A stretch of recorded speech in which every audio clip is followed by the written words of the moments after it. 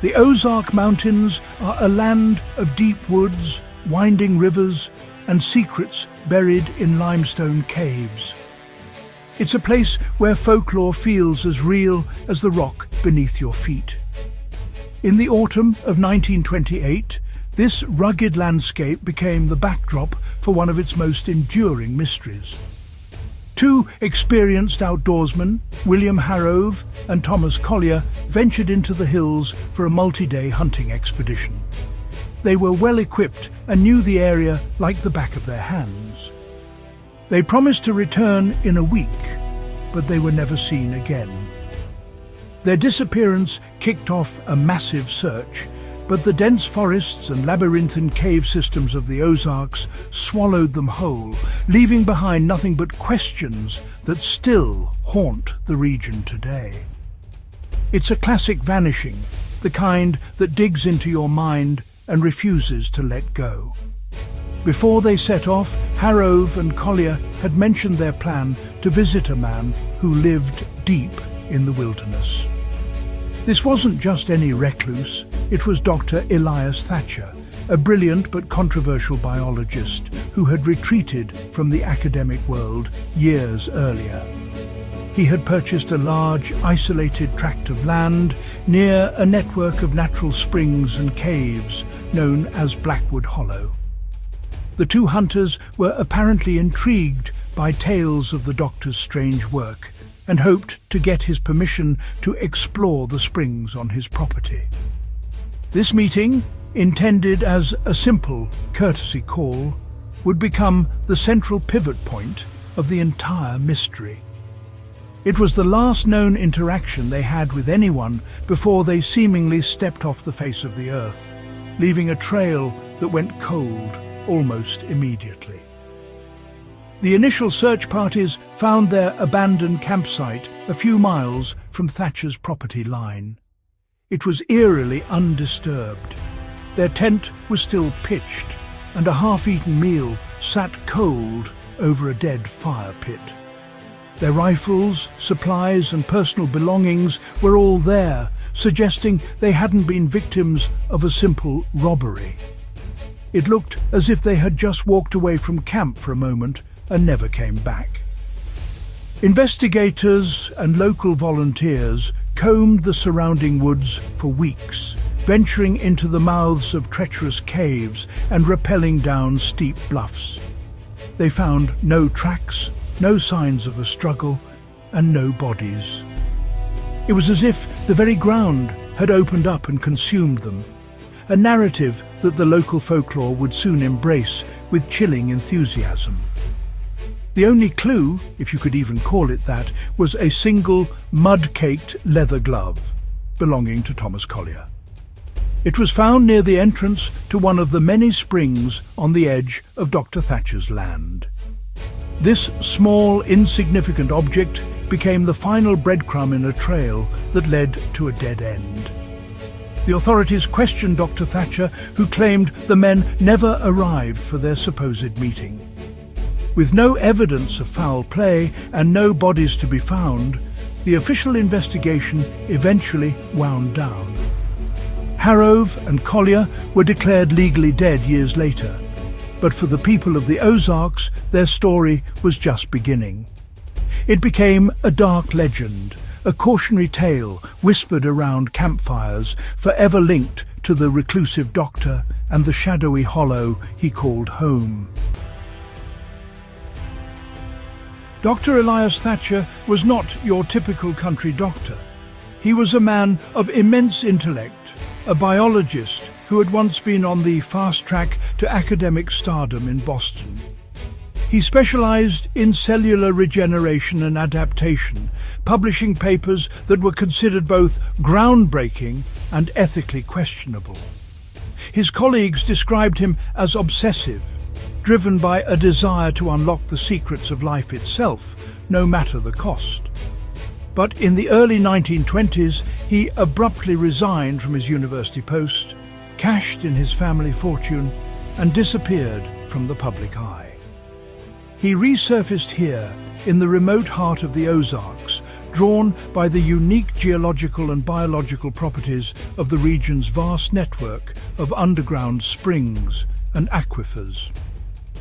He sought isolation, and in Blackwood Hollow he certainly found it. Locals who occasionally delivered supplies to his remote cabin spoke of a man who was becoming increasingly strange. They described him as gaunt and pale, with an intensity in his eyes that was deeply unsettling. He rarely spoke of his work, but the sounds and smells emanating from his fortified laboratory, a stone building constructed near the mouth of a major cave, told their own story. Strange chemical odours would drift through the trees, and on quiet nights some claimed they could hear the hum of machinery and even what sounded like pained cries.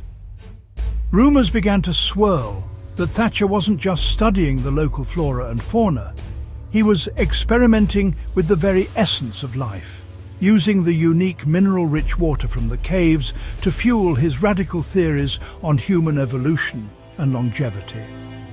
Years after Harrove and Collier vanished, Thatcher himself met a mysterious end.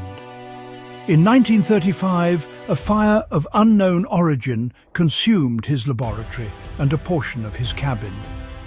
When authorities finally reached the smouldering ruins, the doctor was nowhere to be found. Like the two hunters he was suspected of harming, he had simply vanished. Investigators sifting through the wreckage discovered a hidden cellar beneath the lab.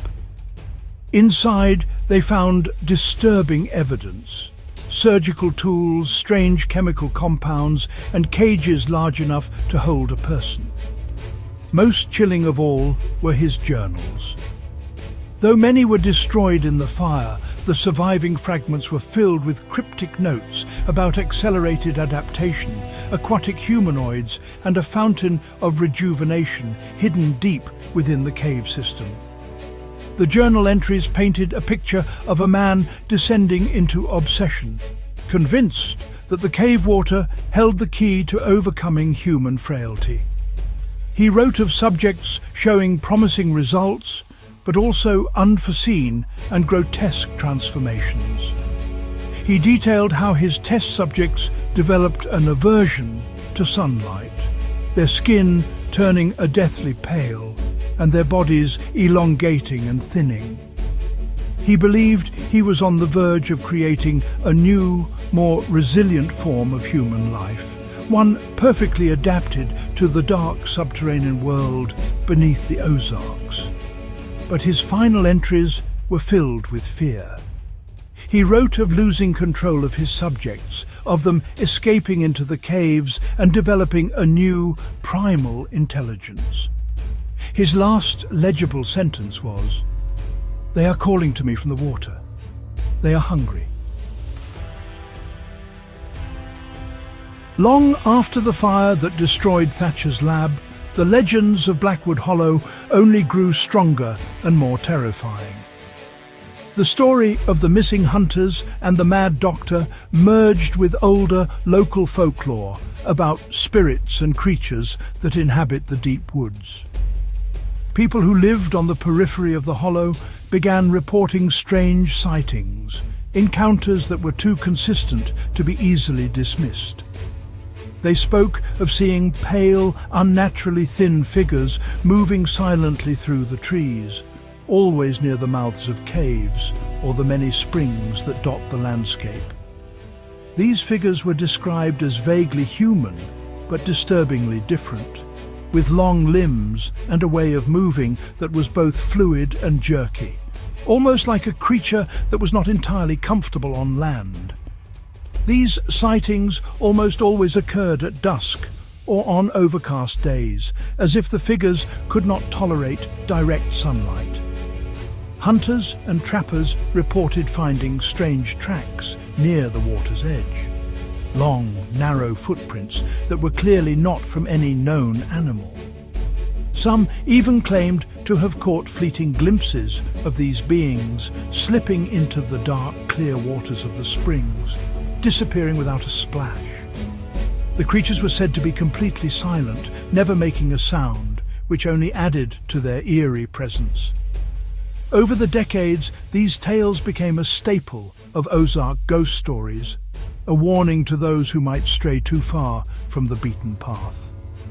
The Pale Crawlers, as they came to be known, were considered guardians of the caves, and their appearance was an omen of bad things to come. Many of the stories are centered on the water itself. Locals learned to be wary of the springs in and around Blackwood Hollow. They told stories of people who drank from the springs and became ill, developing a strange sensitivity to light and a persistent, unquenchable thirst. Some tales even claimed that those who drank the water would slowly change, their skin growing pale and their minds becoming clouded, until they felt an irresistible urge to return to the caves and never come out again. These weren't just campfire stories, they were treated as practical advice passed down through generations. The water might look pure and inviting, but everyone knew it held a dark secret, a lingering taint from Thatcher's unholy experiments. The consistency of the descriptions is what makes these legends so compelling.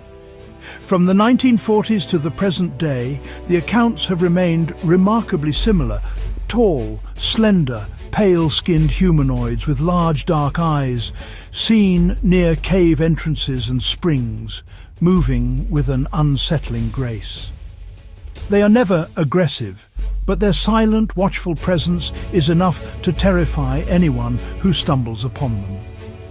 Are they the descendants of Thatcher's escaped experiments, as his journals suggest? Or are they something else entirely, an ancient race of cave dwellers that the Doctor merely discovered? Whatever they are, their shadowy existence continues to fuel the mystery, turning the beautiful Ozark wilderness into a place of profound and chilling dread. As modern science advanced, researchers became intrigued by the persistent legends of Blackwood Hollow. In the late 1990s, a team of biologists from a state university decided to conduct a comprehensive study of the region's unique ecosystem. They were initially focused on a species of blind cave salamander known for its remarkable regenerative abilities. What they found, however, was far more perplexing. The salamanders and other cave-dwelling species in the Blackwood Hollow system were exhibiting rates of mutation and adaptation that were hundreds of times faster than normal. It was as if their evolution was happening in fast-forward, a biological anomaly that defied conventional scientific explanation. The animals were adapting to the dark aquatic environment at a speed that seemed almost unnatural. The researchers then turned their attention to the water itself. The springs in Blackwood Hollow are fed by a deep, ancient aquifer, and the water is rich in a unique combination of minerals. But when they analyzed the samples under a microscope, they found something they couldn't identify. Alongside the expected bacteria and microorganisms, there were complex organic compounds and fragments of what appeared to be unclassified DNA. This genetic material was not from any known plant, animal, or fungus. It was something entirely new, and strangest of all, it showed properties that suggested it could actively bond with and alter the DNA of other organisms. The discovery sent a ripple of excitement and concern through the scientific community. The story took an even darker turn. The lead biologist on the project, a Dr. Alistair Finch, became obsessed with the findings, echoing the path of Elias Thatcher decades earlier. He secured funding for a more advanced, contained lab facility near the hollow to study the water's properties. Tragically, a few years into the project, a catastrophic accident occurred. A high-pressure containment vessel holding a concentrated sample of the cave water ruptured, exposing several researchers, including Dr. Finch, to a fine, aerosolized mist. The official report cited an equipment malfunction, but rumors of a cover-up persist. The exposed scientists were quarantined, and the project was abruptly shut down by federal agencies, with all research data classified and confiscated. The aftermath of the lab accident is where the story gets truly disturbing. While most of the exposed researchers recovered after a period of illness, Dr. Finch's condition reportedly worsened. Official records state he was transferred to a long-term care facility for a rare neurological disorder. However, unofficially, lab insiders have whispered that he developed extreme photosensitivity, physical changes, and a psychological compulsion to be near water. Some even claim he eventually escaped the facility and was never found. This modern incident, so eerily similar to the fate of Thatcher and his subjects, suggests that the mysterious properties of the water in Blackwood Hollow are not just a thing of folklore. They are a very real and very dangerous scientific puzzle that someone wants to keep hidden. The mystery of Blackwood Hollow isn't just confined to old legends and classified scientific reports. It lives on in the chilling first-hand accounts of people who have had their own strange encounters in the area. Park rangers who patrol the state forests bordering the hollow have filed, honestly, numerous unusual incident reports over the years. One veteran ranger, who has since retired, spoke of a night in the early 2000s when he was searching for a lost hiker near the edge of the hollow. He found the hiker disoriented and shivering, claiming he had been led to safety by a tall white man who didn't speak but just pointed the way out of the woods. The hiker said the man's skin looked like wet marble and that he disappeared into a creek bed. The ranger found no other tracks besides his own and the hiker's. Cave divers, a brave group who explored the submerged labyrinths beneath the Ozarks, have also brought back unsettling stories. The underwater cave systems in this region are some of the most extensive in the world, and many are still unmapped. One experienced diver recounted an experience in a deep passage several miles from any known entrance. He saw what he first thought were strange, pale stalagmites, but as he got closer, they moved. He described seeing several tall, slender figures huddled together in a deep chamber, their bodies swaying gently in the current.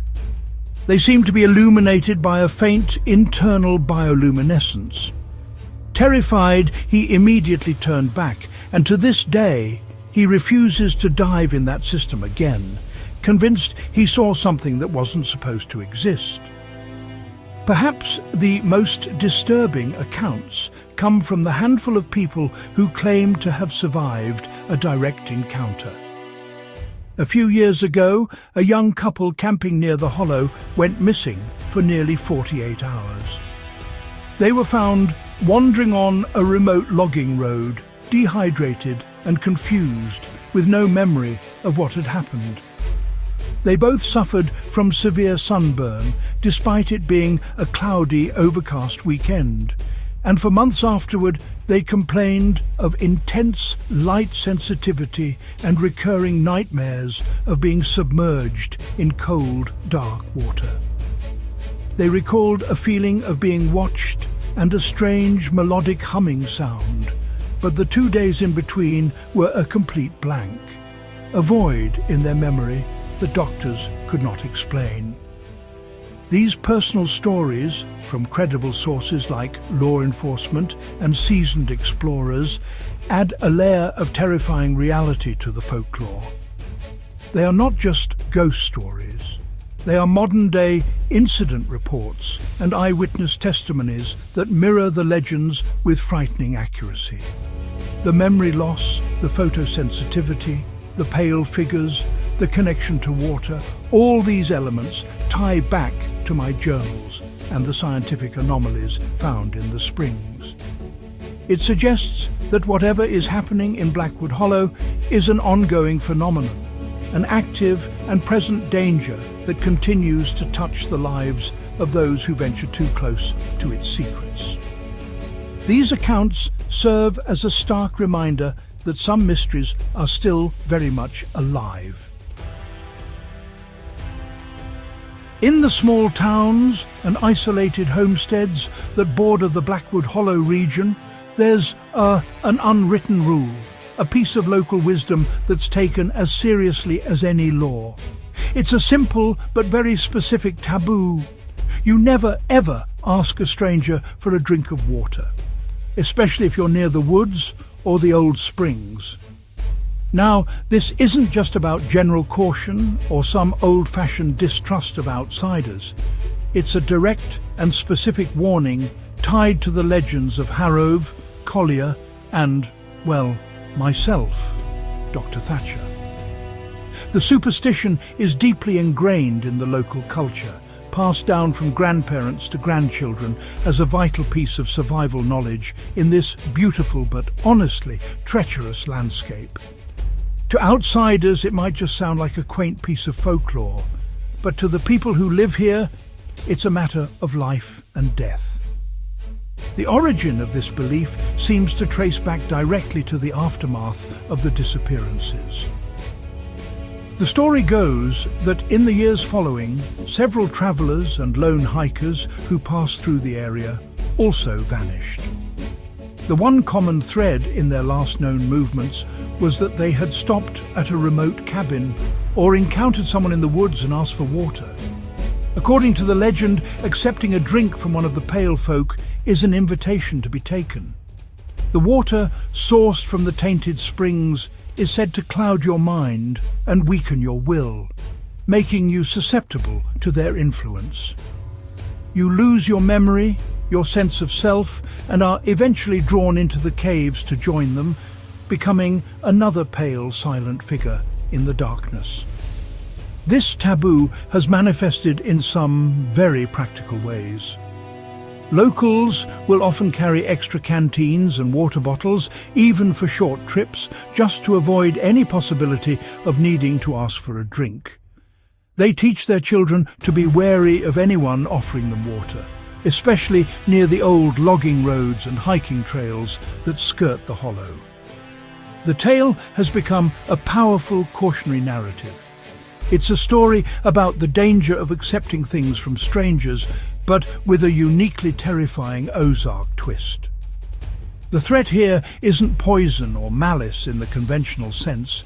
It's a kind of biological and psychological assimilation, a transformation that begins with a simple, innocent act of quenching one's thirst. And while it's easy for a modern, skeptical mind to dismiss this as pure superstition, the belief's persistence is, well, remarkable. It has survived for nearly a century, unshaken by time or technology. It serves as a constant living reminder of the central mystery, the water itself.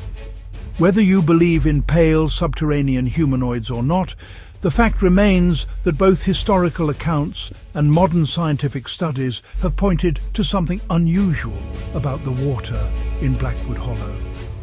The local taboo, in its own folkloric way, acknowledges this truth. It's a cultural memory of a very real danger, a warning that what flows in the dark, hidden springs of the Ozarks is not to be trusted. When you look at the mystery of Blackwood Hollow, you see, well, two completely different stories running on parallel tracks. On one side, you have the official explanations. For the disappearance of Harrove and Collier in 1928, the final report concluded that they were likely victims of the wilderness, a fatal fall, an animal attack, or simply getting lost in the vast and unforgiving cave systems. The lack of bodies was noted as unusual, but not unheard of in such rugged terrain. For the fire at my own lab, the official cause was listed as accidental, likely caused by volatile chemicals and faulty equipment. My disappearance was attributed to either perishing in the fire or fleeing to escape potential legal trouble for my unorthodox research. Everything is, neat, tidy, and explainable.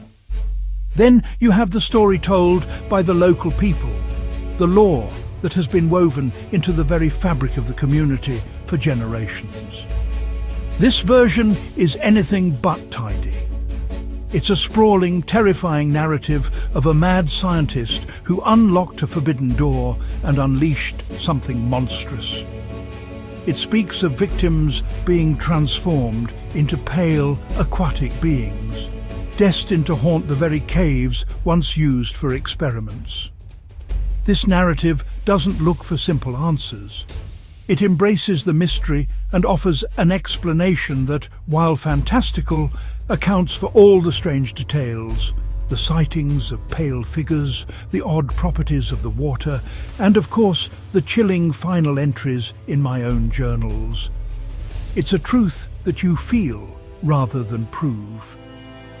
The official explanation for the modern incidents follows a similar pattern. The lab accident in the late 1990s was chalked up to equipment failure and human error. The subsequent shutdown of the project and the classification of the data were explained as standard procedure for a hazardous biological spill. The survivors who experience memory loss and photosensitivity are diagnosed with PTSD or, other conventional psychological conditions. Every strange event is compartmentalized and given a rational bureaucratic explanation that effectively closes the case. But these explanations, honestly, they fail to satisfy the people who have seen things they can't explain, or who know someone who was personally affected by the strangeness of the hollow. This clash between official reports and local lore is at the very heart of the Blackwood Hollow enigma. The authorities offer plausible deniability, while the folklore offers a cohesive, if terrifying, narrative. The official story dismisses the connections between the disappearances, my work, the pale figures, and the modern scientific anomalies. The local story, however, insists these are not separate incidents, but chapters in a single ongoing saga. It suggests that the truth is not found in dusty government files, but in the hushed warnings of old-timers, the eyewitness accounts of terrified hikers, and the chilling silence that hangs over the springs of Blackwood Hollow. One story seeks to close the book, while the other insists the most important chapters are yet to be written. Beneath the rolling hills and dense forests of the Ozarks lies another world, a vast three-dimensional labyrinth of limestone caves, underwater rivers, and massive dark chambers. This subterranean kingdom is, honestly, the true heart of the Blackwood Hollow mystery. It's a realm that's largely unexplored and, in many ways, fundamentally unknowable. While we've mapped the entrances and some of the main passages, the full extent of this network remains a complete mystery. Geologists believe that the cave systems in this region could be interconnected for hundreds of miles, forming a sort of hidden highway beneath the earth.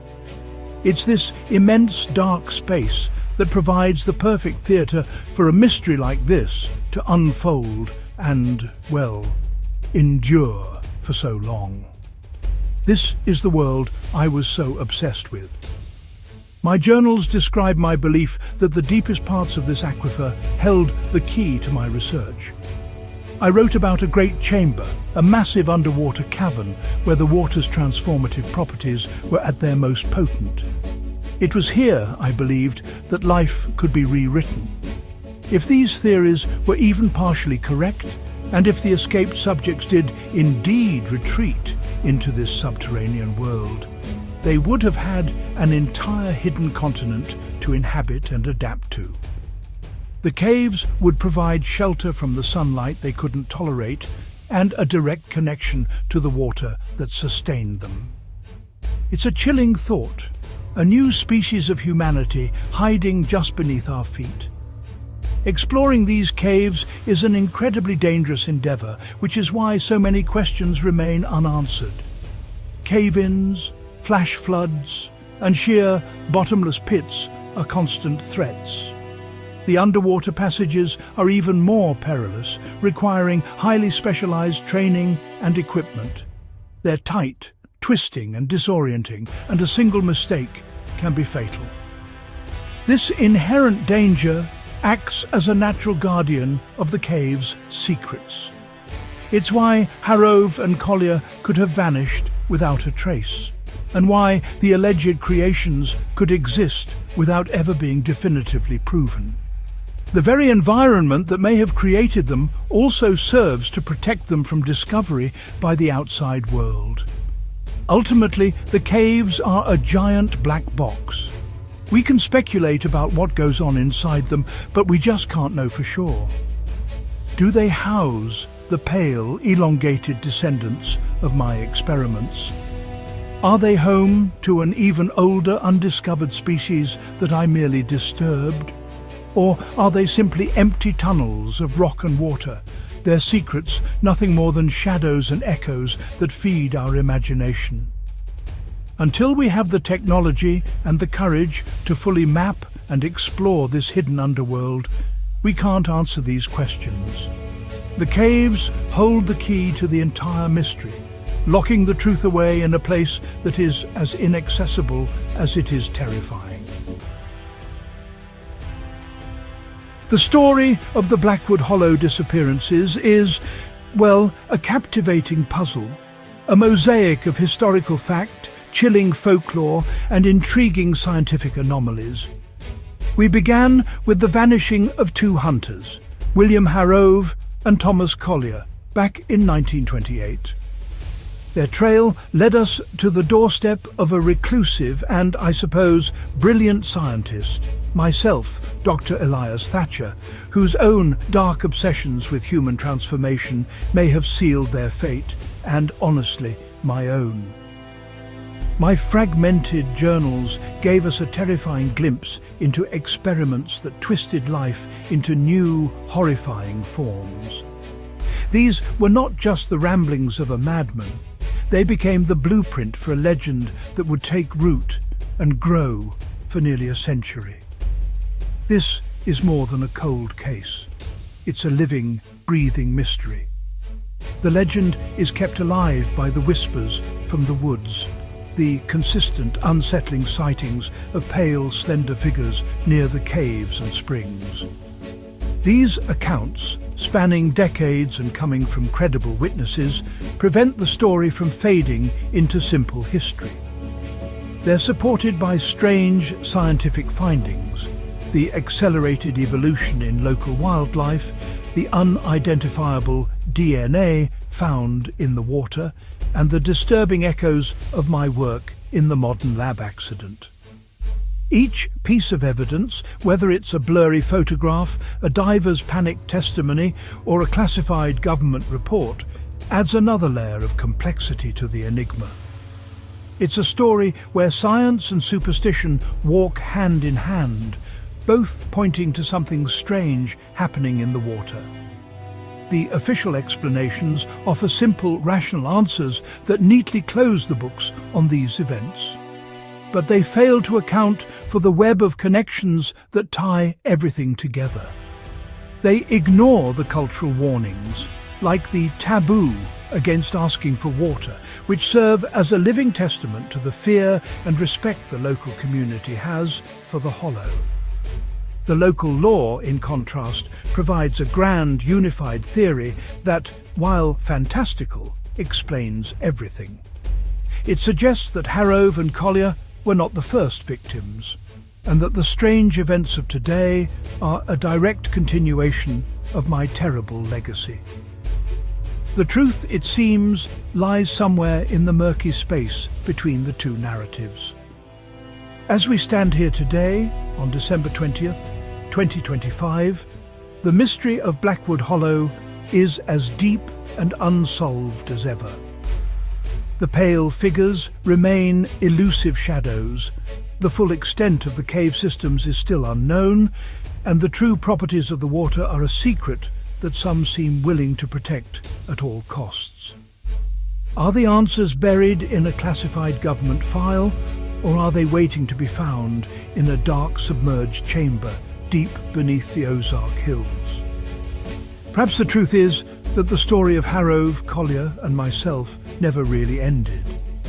It just went underground, into the darkness, waiting for the next curious explorer to venture too close to the water's edge.